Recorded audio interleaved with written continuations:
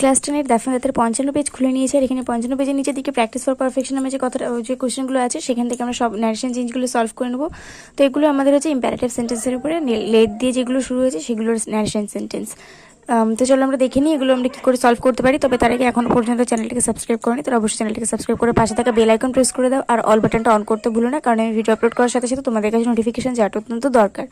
তো এবার আমরা ফার্স্ট কোশ্চেন শুরু করি।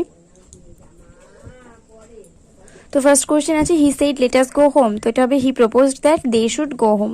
She said to him let us order something to eat. She proposed him that they should order something to it.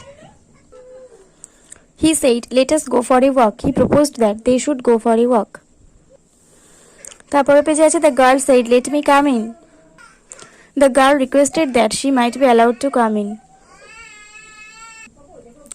The students said, let us go for a picnic. The students proposed that they should go for a picnic. The nurse said to the patient, let me check your blood pressure.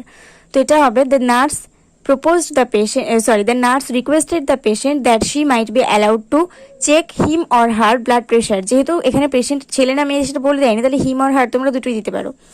Mother said let him eat whatever he likes. Mother proposed that he might eat whatever he likes.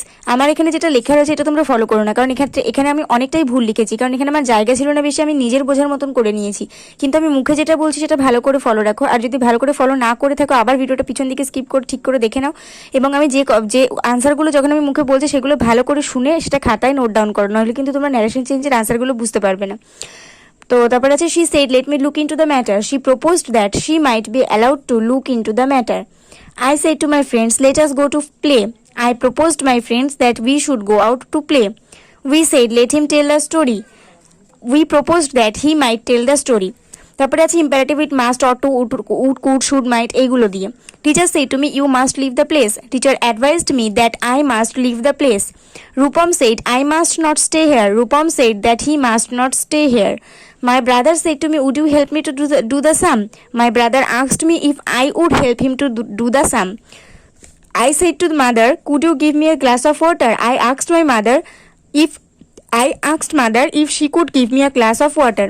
Father said to me, you ought to be attentive with your studies. Father advised me that I should be attentive with my studies.